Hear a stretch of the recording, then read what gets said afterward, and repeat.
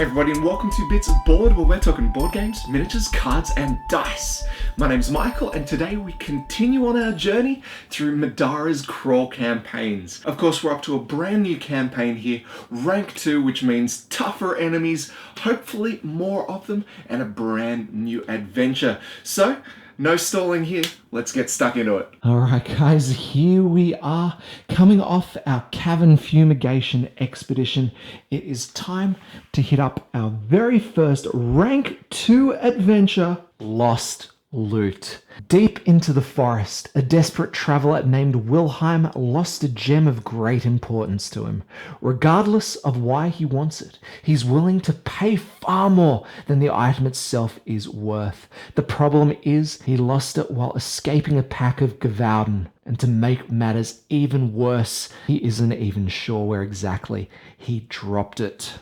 Guys and gals, it's time to set up for this adventure. Now we could go ahead and carry on our characters from the previous scenario, but I think I've learned a thing or two since that place, so I would like to put everyone together again from scratch. Good news is scenario setup will help out a lot. The party starts the scenario with 600 gold. Each adventurer starts with 16 XP, and setting up the shop, we're going to have access to all common items, a bunch of upgrades, a random common unique item, and all non-unique items and item upgrades from the mundane tier. So, that said, I'm going to get shopping, build up our heroes, and then we're going to head off to the first part of our new scenario, Hounded by Hounds. Alright, we're almost good to get our shopping out of the way, but first we've got to add our unique common item into the deck. So we've got a few here. We have, what are they? The Magic Leather Dress, the Scimitar Swallow, the Problem Solver, Oversized Club, an Orgone Blade, Hastened Core, and some Nano Robes. So this should be fun. I'll shuffle up and we'll do the usual. I'll take maybe like 5 down or something like that. And here we go. 1, 2, 3, 4. We are putting the Scimitar Swallow weapon into our shop. Now this is a 100 gold coin weapon, so you know it's expensive. We roll 2 teal dice when we're attacking with it, but it has an exhaust ability. After resolving an attack you made, make an attack against a different target. Whoa, cool. All right, let's see if we can afford it. I'm going to check out the rest of the items and get back to you with our purchases. All right, so we've spent a total of 594 of our 600 gold, so that's a pretty sweet start. Let's begin by gearing up Remy, though. Now, last scenario, she was a dual wielder and an amazing one at that. This time, though, we are giving her the two-handed exotic Scimitar Swallow. Beautiful two-handed weapon here. We're rolling 2 teal dice with an exhaust ability. After resolving an attack you made, make a melee attack against a different opponent. 2 attacks for the price of 1. I absolutely love it. For armor, she's getting the Hoodie of Deflection, gives her +2 health and +1 movement, gives her an exhaust ability which dodges, and if that attack misses or deals no damage, she gains a free counter, which is rad. And she also gains a passive during a dodge. If she doesn't roll a skull, she adds +1 shield to the result, and the first time each turn she's attacked with a ranged attack, she's going to get 2 less damage than she would normally, which is fantastic. Last bit of equipment that we got her is the Ring of Blood, which is super useful. This sucker here has an exhaust. When you deal damage to an opponent, you may heal 2, and you can only use 1 Ring of Blood at a time. So that's going to give her some sweet damage output, some pretty decent defense, as well as a nice little bit of heal. The only thing she's really missing is upgrades to her Conviction, but like last scenario, I think those upgrades are going to have to be gained in game. Now, as far as her skills, I've spent 13 of her 16 XP. It worked really well last scenario, so I'm giving her Forebode. This ability gives her an exhaust. At any time, you may re-roll any dice except for the black dice that you rolled or that were rolled against you. So, if she rolls poorly, we can roll again. If an opponent rolls well, we may re-roll them, hopefully getting something worse. So that is good there. And then, of course, we went into the martial abilities. Because she's rolling with a two-handed weapon, I've given her Hammer Helm. This is a level 1 martial ability that gains her +1 physical damage, and then an exhaust ability as well. When making a melee attack, if you have a two-handed weapon equipped, you may reroll any dice in your combat dice pool. So this gives her another reroll in addition to the forebode stuff. So it means hopefully she's going to be hitting every attack, and combining with the Ring of Blood, she's also going to be healing every round as well. Now, I also decided to go into the level 2 martial stuff, giving her the Onslaught ability. Now, this is an uber powerful ability, but it does cost a little bit. In fact, 3 points of stamina to activate this ability. When you do so, you can make a melee attack with a follow-up that allows her to make an additional attack, and that second attack also has a follow-up for a third attack. So potentially 3 full attacks for the cost of 3 stamina. Totally worth it, if not just a little bit of a gamble. Rook's next up, and he's of course our natural tank. I've also given him the Hoodie of Deflection, so that's the exact same piece of equipment that Remy's got. Bit of extra movement, a bit of extra health, and some sweet dodge abilities. We've gone the defense core with him as well, giving him +1 defense, 2 health, and another dodge there. The Ring of Blood, absolutely crucial for any of our melee fighters that are going to be in the thick of it. And then for his weapons, I've given him the Hammer and Shield combo. So the shield itself allows him to roll an orange dice, and that gives him a bonus +1 to armor as well. So that's kind of cool. It combos with ranged, but we're not comboing with a ranged weapon. But we do have the combo with the melee, which means that orange dice is upgraded to a teal dice. It also has an exhaust, which gives him a counter, and a natural follow-up ability that allows him to push enemies. So that will be really interesting to see in action. The weapon though, this is the Captain's Hammer. Teal dice, it has an exhaust ability that empowers. It combos with other Warhammers, we're not doing that, but it does have another passive. When you defeat an opponent, another ally within Sphere of Influence gains Courage. Now the Courage tokens, there that is. These tokens grant the wielder a special passive, and for each burst, shield, and book symbol that they roll during attacks, they gain +1 physical damage, although they have to discard the token if they ever miss an attack. So it's a wonderful little support ability that he's rocking there. Hopefully going to come in plenty of use. Now, just like Remy, I've enrolled him in the martial discipline. His level 1 ability is critical defense, which gives him a follow-up ability. If he has any burst symbols, he may gain a dodge token, which he can use to dodge attacks. He too has delved into the level 2 martial stuff, giving him a passive.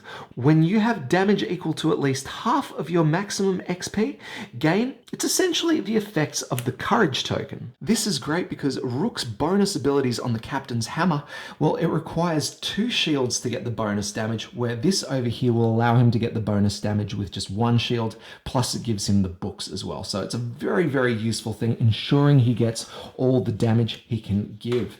Now, the last ability I've given him is a level 1 Sanctus ability, and this worked so well for us last scenario that I couldn't help but give it to him again. It's the Aspect Discipline, which gives him +2 movement and saves him from spending any extra movement points when traversing terrain or other allies on the field. So he is going to be very maneuverable and also very damn powerful. Nightingale, I absolutely loved having as a ranged character. This time, I'm giving her the Crossbow. Now, the crossbow, while having slightly less range than the longbow side of things, gives a wonderful passive, allowing her to pull enemies close in, gives a nice exhaust ability, granting the weapon a form of armor piercing. Now, the pull will be really interesting to see in action. I'm hoping that I'm going to be able to use it to pull enemies within range of our other heroes' melee attacks, especially Remy with her Scimitar Swallow ability that allows her to attack multiple enemies on the map. Its effectiveness, though, I'm not sure yet.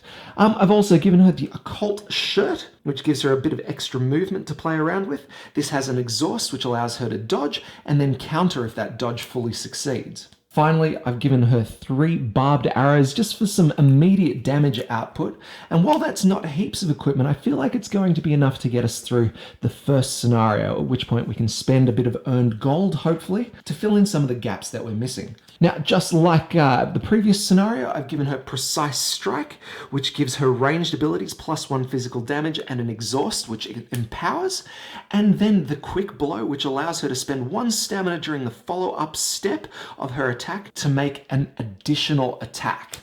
Now, we've also moved into the level 2 subterfuge stuff as well with her, giving her the False Idol ability, which gives her an exhaust, giving her another free attack. Honestly, she's going to be attacking quite a lot with those abilities, so I'm just hoping we can manage with the lesser range of the crossbow. Our last hero is Zeke, and he of course is our token mage, although his natural abilities would lean him more to a DPS sort of role, but that's not to say he's not going to get in for some hits here. We'll begin with his armor. I've given him the Occult Shirt here. Just like Nightingale's, it grants +1 movement and an exhaust ability that gives a dodge and a free counter if it succeeds. For weapons, we've gone 2 one-handed weapons. Firstly, the Apocryphal Antiquity, which is just a fantastic piece. It gives a casting upgrade up to the teal dice, which is going to be super necessary for this thing, allowing him to deal with some of the new enemies' increased conviction dice. This thing has a flip ability. After resolving a spell you cast, if that spell is still available to use, cast the same spell again. So this is almost going to be, once a story, he's going to be able to double cast a spell, which is really, really powerful if used in the right circumstances, but again, it is a one-off. This also has an exhaust ability. When you deal magic damage to an opponent, heal 1. A little bit of regeneration there, can't go astray. The second weapon we've given is the Sea Witch Fetish. This is a talisman. It upgrades all the way to the orange dice. I can't actually remember what's better, orange or teal, but we'll be rolling whichever one's better. When making an attack or casting a spell that targets an opponent, we may empower automatically. It's great. We can ignore the negative effects of water terrain and currents, which is also kind of cool. And then when determining the force of a spell, while you're in water, add +1 to your roll. This effect cannot stack. Now, this is a really cool ability when comboed with another weapon in the stack, which I'm now thinking I should probably use instead of the Apocryphal Antiquity. See, the other weapon that I could have used, which combos perfectly with that Sea Witch Fetish, is the Wand of the Depths, mainly because it has an exhaust ability that allows us to place water tiles in spaces within Sphere of Influence, and then gives us another exhaust ability when determining the force of a spell against a target in water, add +1 to the dice roll. This effect cannot stack. I'm wondering if that heal is worth the trade-off here. I'm actually going to swap them around.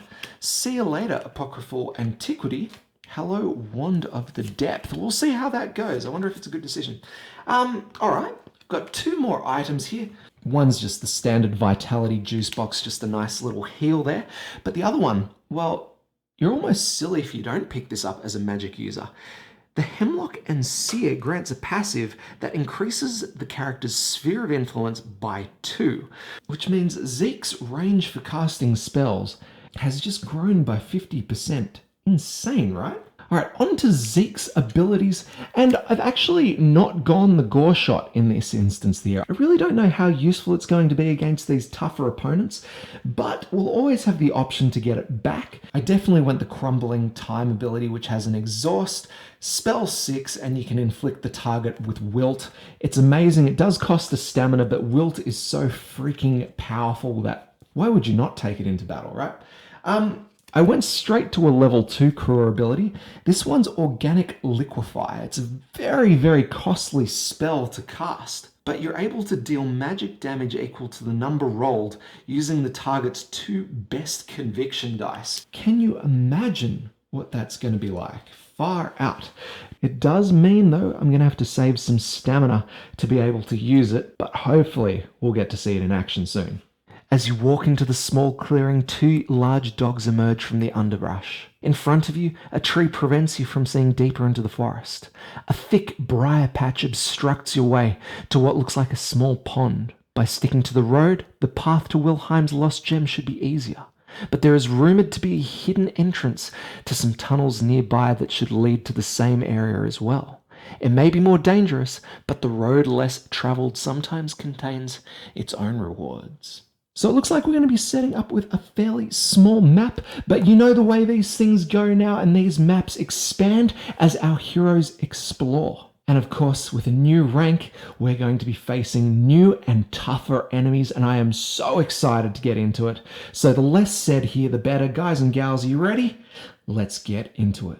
Now, as a part of setup, I've been instructed to place a random loot token in the bottom left corner. So what I'm going to do is I'm going to take all of the different colored loot tokens that we have here, and I'm going to flip them over to their who knows what they are side, give them a solid mix up, and then we're going to place one of those in there. That one, I'm sure you've been able to keep track at home as to what's what. But then depending on what we've placed, and if we get a chance to open the thing, we have 4 different loot options available to us here. So honestly, even if you played this scenario before, you're not exactly sure what you're going to get, which is kind of cool. All right, with that done, we place our adventurers. They're hanging up the top there. Prepare the new combatant loot deck, and then set the initiative track, which is made up of our 4 heroes, as well as the Gavaden.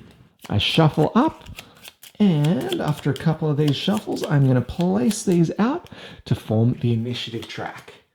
Nightingale, Remy, Zeke, Gavaden, and then Rook.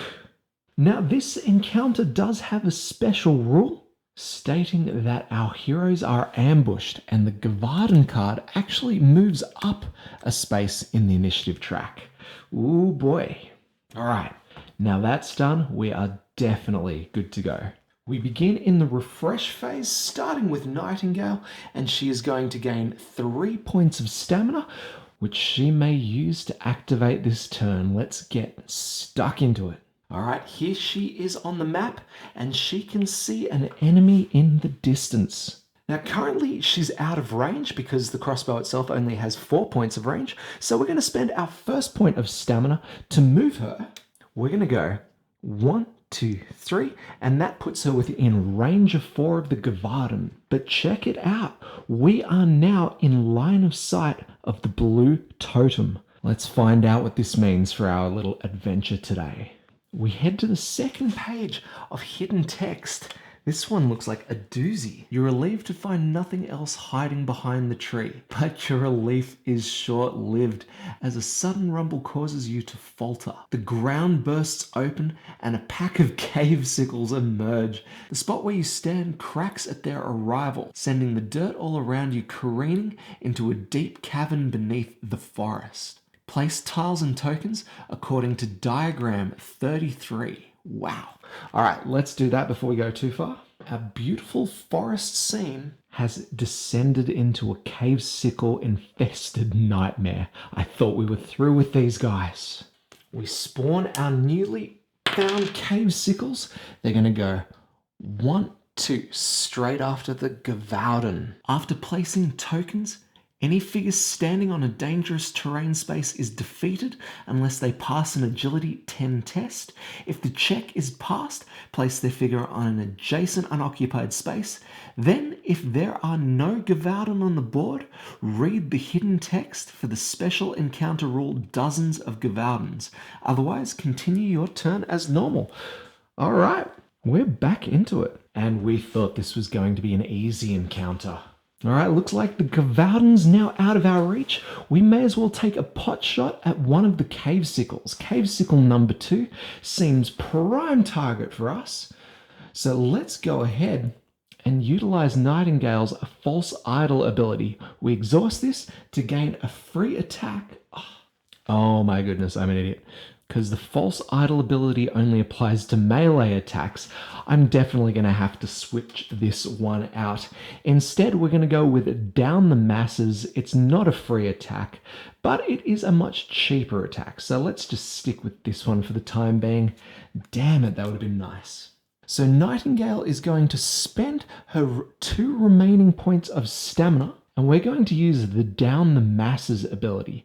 We exhaust this and we're going to make 2 ranged attacks against 2 different targets. We'll begin with Cave Sickle number 2. We're going to be rolling orange and teal here. No need for the armor piercing. Let's roll. An 8 and a 5. That is absolutely smashing it because, yeah, Cave Sickles only have 8 defense. That means straight away we're sitting on 5 points of damage and not even worrying about the symbols on the dice. We gain +1 damage thanks to our precise strike. Cave Sickle number 2 has been defeated just like that. Our second attack, we're going to have to target the Gavaudan here. Now the Gavaudan has a special ability, Agile. The first time each turn the Gavaudan is attacked, dodge. So that means he's going to increase his defense from 11 here to 12. All right, that's not so bad.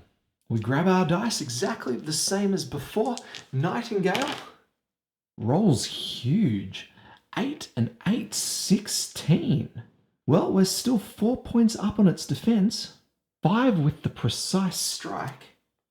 And then we've got all of our symbols. 6, 7, 8 thanks to our shields. 9, 10, 11, 12 thanks to our bursts. Guys and gals, the Gavaudan's only got 12 health. That means we got him. Oh my goodness. Nightingale, for her troubles, gains 6 gold pieces. And that was amazing. All right, Nightingale is done. We move into Remy's activation now. 3 stamina. Let's see what sort of trouble we can cause. Well, we've got some pretty difficult terrain floating around, so I'm thinking we're just going to spend 2 points of stamina to start flying. We've got 7 points of movement, so we're not going to be able to get in range of anything, but I think we should try and set ourselves up for some future attacks going on here. Let's go 1, 2, 3, 4, 5, 6, 7. So we are going to be in range, but we're just not going to have enough stamina to make an attack here. So I guess we'll just leave things, but I'm prepared to do some dodging and some countering soon, so I think we'll be okay. Now I've just realized that we are in line of sight of the red totem and actually have been since Nightingale rocked up in the corner over there. So we should probably check out what that's all about. Just a short one.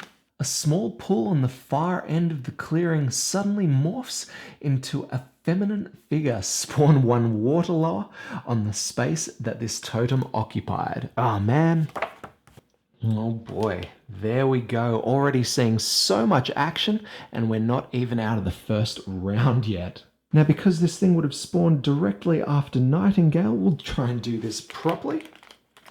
Rolling the black dice. It's going to go 3 spaces after. So 1, 2, 3. Oh boy, after the cave sickles, huh? All right, well, that was Remy's turn for better or worse. Into the Gavaudan activation, which I'm pretty excited to show off. All right, so far we've just seen a little bit of what these guys have to offer. Let me run through their passives. They are ferocious. At the start of the Gavaudan's turn, it gains courage. Uh-oh. All right, Gavaudan number 2, you now have courage and are going to be doing a bunch of extra damage with your attacks. Oh boy. They have adrenaline. Each time a Gavaudan is attacked, the Gavaudan will counter with a melee attack at up to reach 2. That's brutal. They're agile, which means they dodge the first attack they receive every round. And then we have their AI steps, which we'll run through very shortly. They've got 2 armor piercing, pretty decent conviction dice, white and teal, 12 health, 11 defense, 6 movement, 0 armor, and their combat dice are both teal. Yep, these guys are going to be tough to deal with. Let's run their AI steps. First one, is there an opponent adjacent? No, there is not. Is there an opponent within reach 2? No, there's not. Can it move and attack an opponent within reach 2? I believe it can. Check it out. 1, 2, 3, 4. That's as far as he needs to go. He's in now reach 2 of Remy. All right, Remy is going to exhaust her hoodie of deflection here.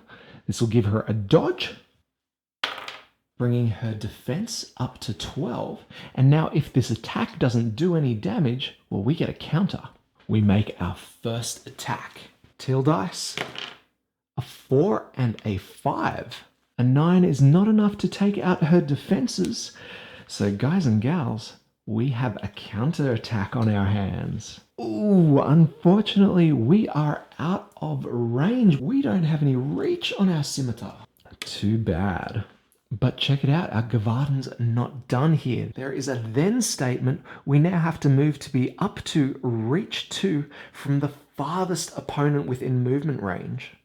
Unfortunately, these two guys are out of range.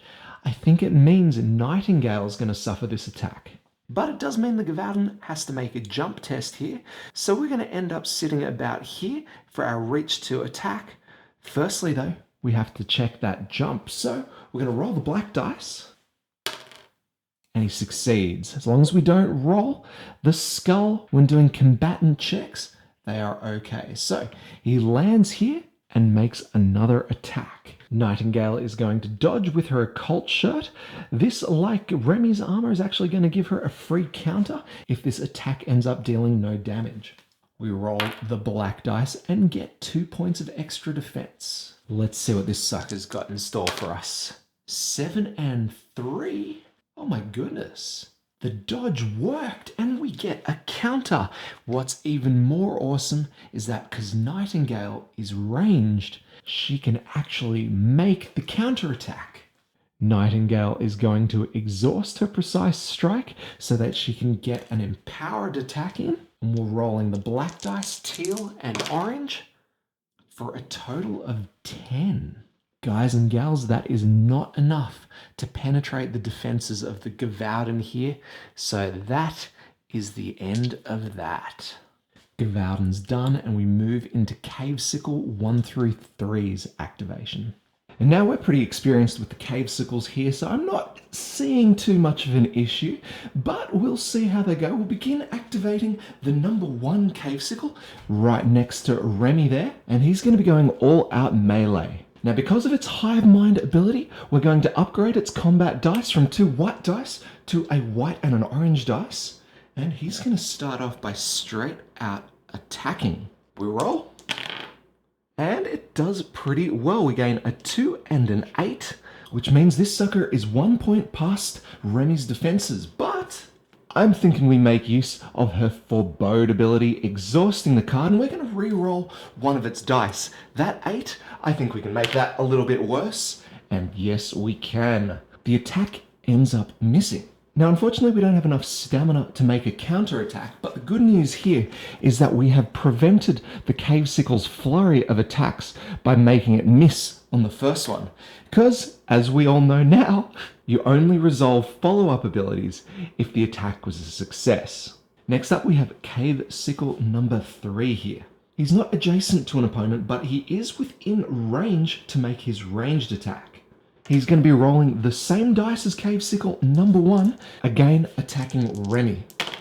A 6 and a 6, that is too good. We're 3 points past Remy's defense, and we've still got some symbols to check out. With 3 more shields, she's suffering a total of 6 damage. Ouch. Next, our Cave Sickle is going to move to be adjacent to the nearest opponent. Again, this is going to be Remy, and he's going to try and make a melee attack. I guess for a bit of good news, though, it means he's got to jump over some dangerous terrain. So for the jump, we're going to be rolling the black dice, and unfortunately for us, he is safe. All right, let's get rolling for this next attack, except I'm thinking Remy is going to spend her last point of stamina to dodge. Here we go. All right, big dodge there, which means her defense goes up to 13 points. The Cave Sickle makes its attack, a 5 and a 7. Not great enough to crack her newly upgraded defense, and the attack is finished. All right, Cave Sickles are done. We move onto the Water Lowers activation. Now, I've only seen the Water Lower a handful of times, but they've proven to be pretty difficult, although I think we've come up with a good strategy to take them out. And basically, in this activation, not much is going to happen. Our first check is to find if there is a figure within Sphere of Influence with an effect. Obviously, there are no figures within her Sphere of Influence. Is there more than one opponent adjacent? No one's adjacent. Is there an opponent within Sphere of Influence? No, there's not. And finally, can it move and attack an opponent within range of 6? Oh, hang on a second. Remy is actually within range of 6. See, the Water Lower can move, but it can never opt to leave a water space. But range of 6, 1, 2, 3, 4, 5. Yep, can't argue with that. Now, the Water Lower only rolls purple dice here, so snake eyes. All right, even though she did get an attack in, not enough to even really bother Remy. She's just a little wet now. All right, Water Lower's done. It's time for Zeke's activation. Let's get him 3 points of stamina and into the fray. Now, I feel like we need to kind of deal with this Gavaldon over here because they're seeming to be pretty powerful. Now, I could move him in, start attacking, that'd be cool, but I kind of want to see how this organic liquefy works. We have 3 stamina. This thing costs 3 stamina. It might just be a good opportunity.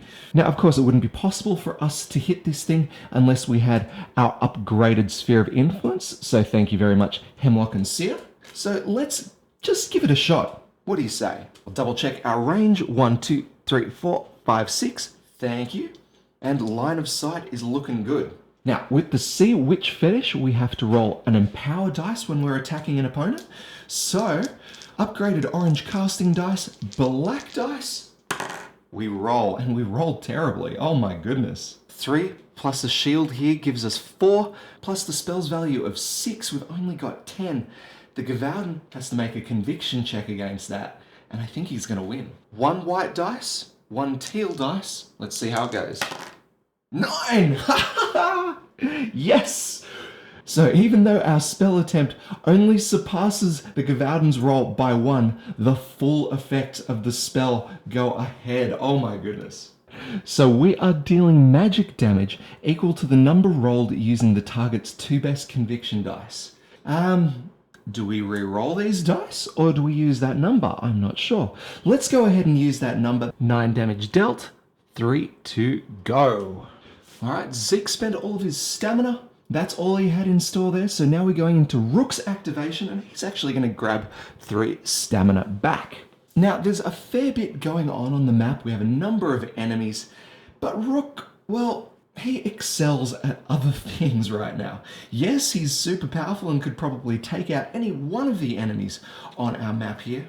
I really want to find out what's in the Briar Patch. And with the passive on Rook's aspect, which allows him to ignore all terrain types, well, this is going to be the perfect opportunity for him to stretch his legs.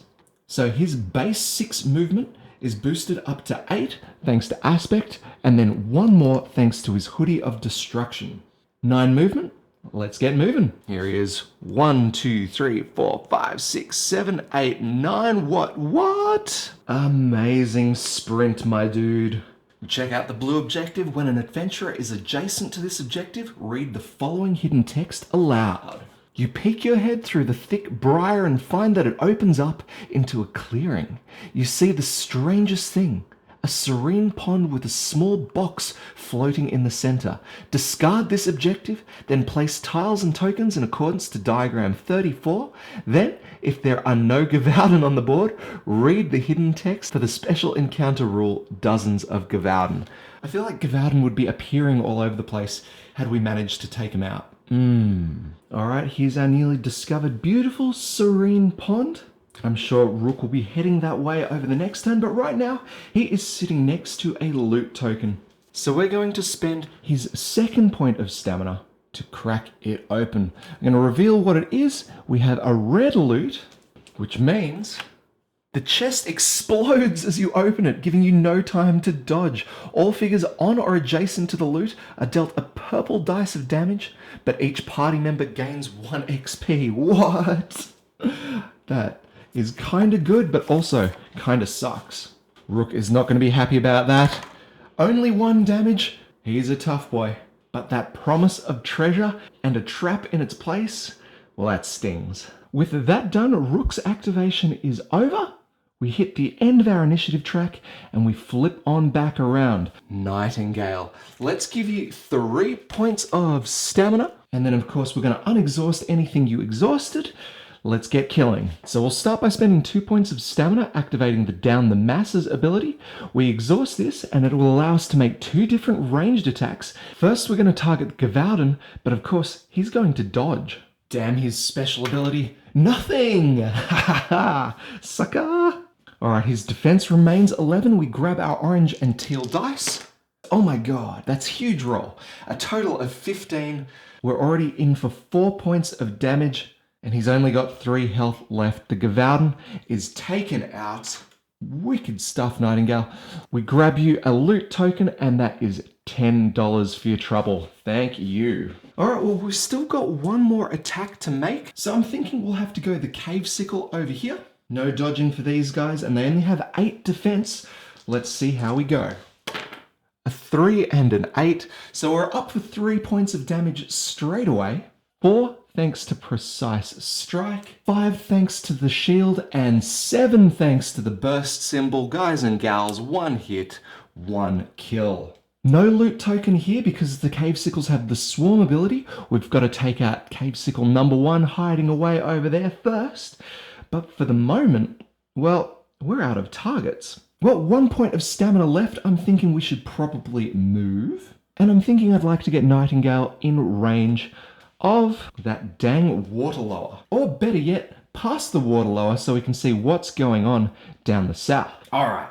We'll spend that stamina to move. We're going to go 1, 2, 3, 4, 5. We do have to make a check going forward. And 6 would be our last movement point there.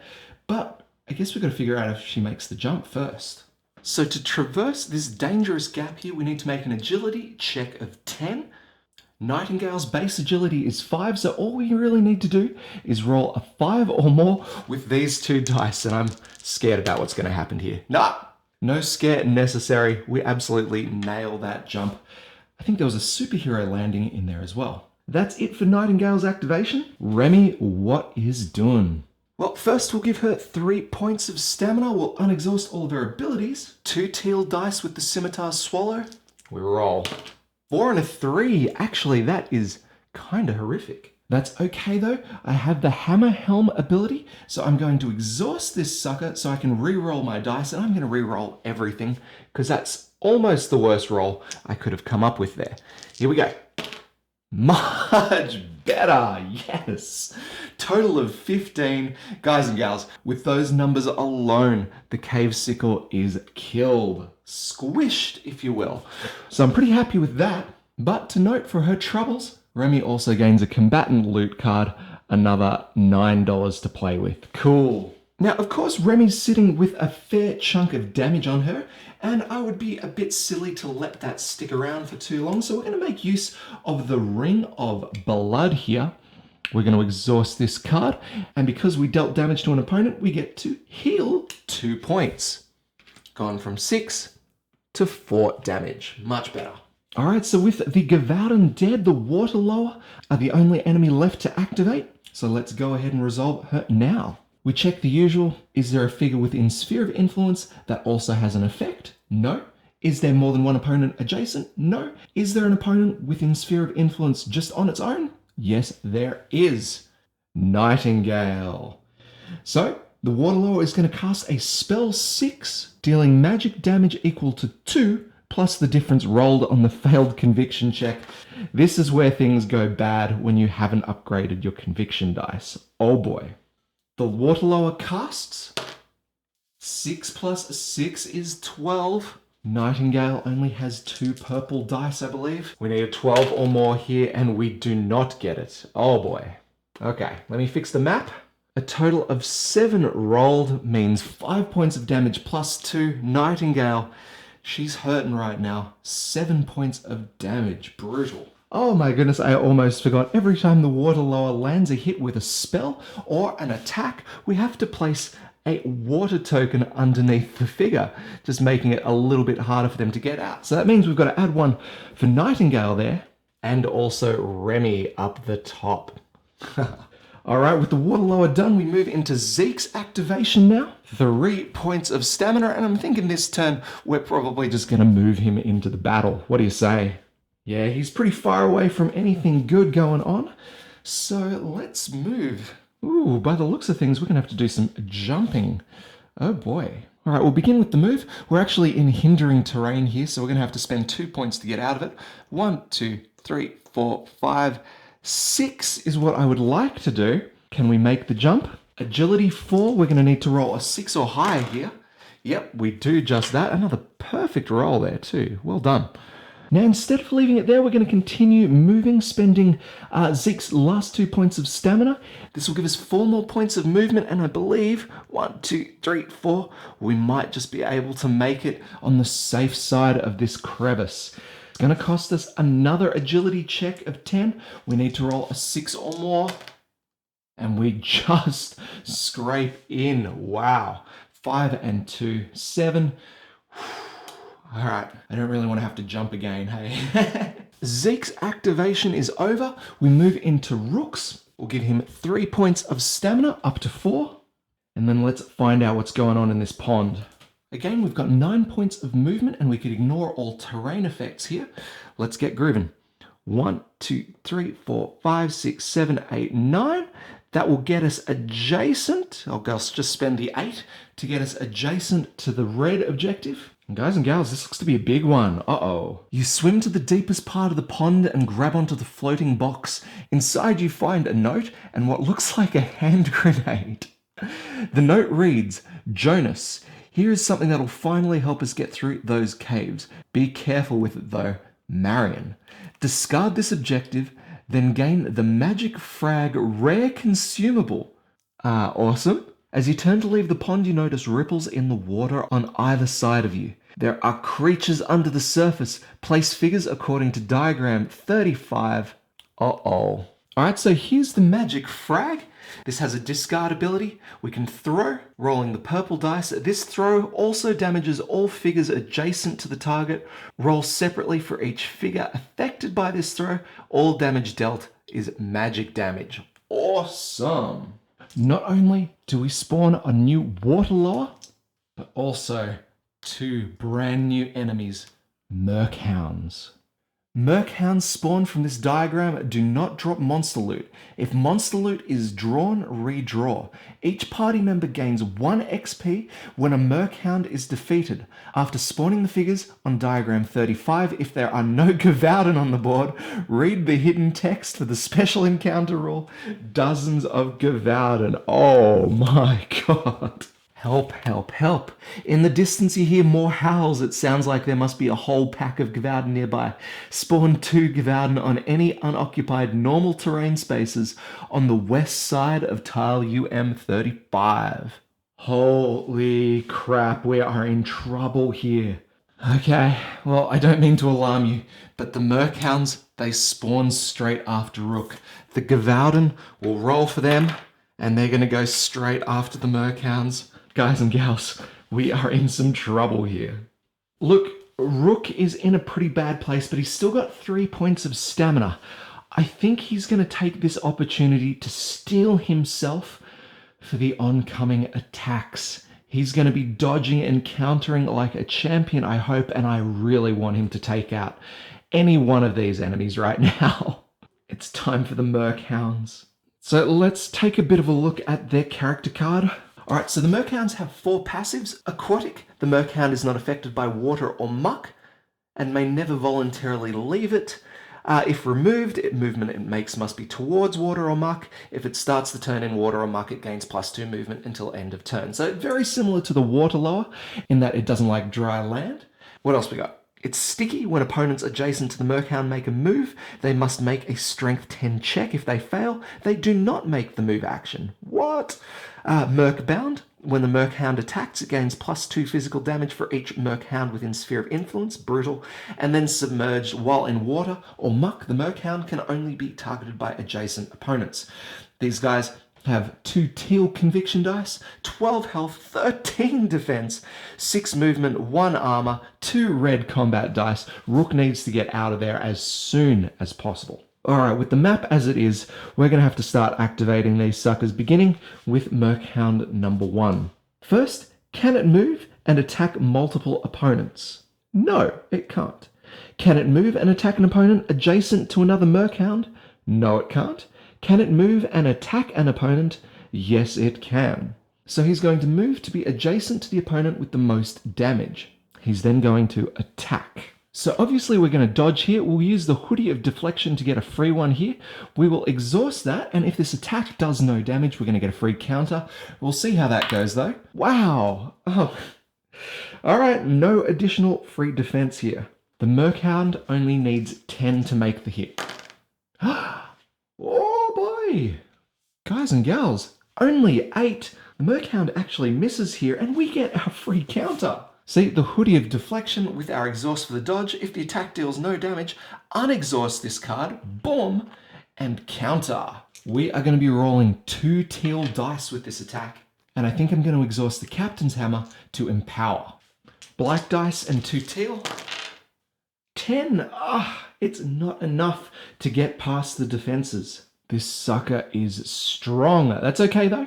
We may get another opportunity. The second Merchound is now going to activate. Can it move and attack multiple opponents? No, it can't. Can it move and attack an opponent adjacent to another Merc itself? Yes, it can. Up he goes. Again, we're going to exhaust the hoodie to dodge. We roll. Our defense goes up to 13. 2 red dice to attack. Again, we just sneak through there. So their attack does no damage. We can unexhaust our hoodie yet again, and we're going to get another free counter. This time we can't empower, but we've still got our dual teal. 7 and 5 gives us 12. Guys, not enough to crack their defense. These things are brutal. All right, with that, the Merchounds are done. We move back to the Gavaldon activation. We have 2 new ones on the board, and they are looking for a fight. No opponents adjacent and no one in reach of 2, so they're going to have to move. Gavaldon 1 is actually going to have to jump here. Okay. He moves 1, 2. There's a jump in there. We're going to roll the black dice, and he makes it, so that's all good there. But now he's going to attack. Remy is, of course, going to dodge. We roll the dice. Massive defense there. The Gavaldon rolls its dual teal dice and still manages with a 14. Huge hit there.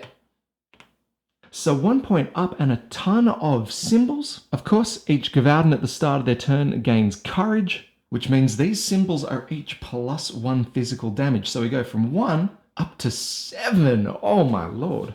Remy has only 1 hit point left. The Gavaldon continues its rampage, this time moving towards the farthest opponent in range. So he's going to go 1, 2, 3, 4, 5, 6 like that, and he's going to be targeting Zeke, but of course has to make a jump check. Lands, no worries at all. Zeke's in some trouble. We'll utilize his free dodge. 2 extra points, up to 11, and the Gavaldon rolls his tail. 5 and 5. Guys, we just scrape out of this one. All right, that's 1 done. We have 1 to go. Gavaldon number 2 is going to attack the closest opponent. So that's actually going to be Nightingale over here. She is, of course, going to dodge with her occult shirt. Black, nice. Come on, big defense. All right, 11. Let's see how this thing goes. Yes! We make it, and this is the best possible outcome here. The attack does not hit. We exhaust our occult shirt and counter, and we can actually counter because our privateer crossbow is of range. Let's flip over one of our barbed arrows just to get a couple of extra points of damage. We'll exhaust to empower, and then we'll roll. Awesome! So we make 12 with the number. We're 1 point past its defense. Perfect. A 2nd point of damage thanks to piercing strike. 2 more physical damage thanks to our arrow. And then a ton of shields. 6 shields, 6 damage. A burst that gives us +2 physical damage. Seriously, look at this thing. Guys, that is the 12 damage we needed to do. And Gavaldon number 2 is taken out. Holy dooly.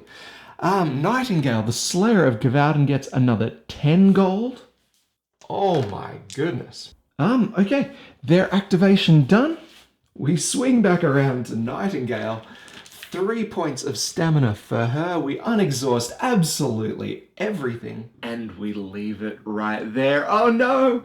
I'm so sorry. Cliffhanger! All these new enemies and now we have to wait another episode to see how it goes. I'm sorry, the video is running long, but this next one should be up pretty quickly. I've just got to do the edits, and that won't take more than a couple of weeks. Oh no, I'm just kidding. A couple of days tops. We'll have the finale out for this encounter, and then we can get back into the swing of things. Man, so far this encounter is absolutely kicking our butts with enemies.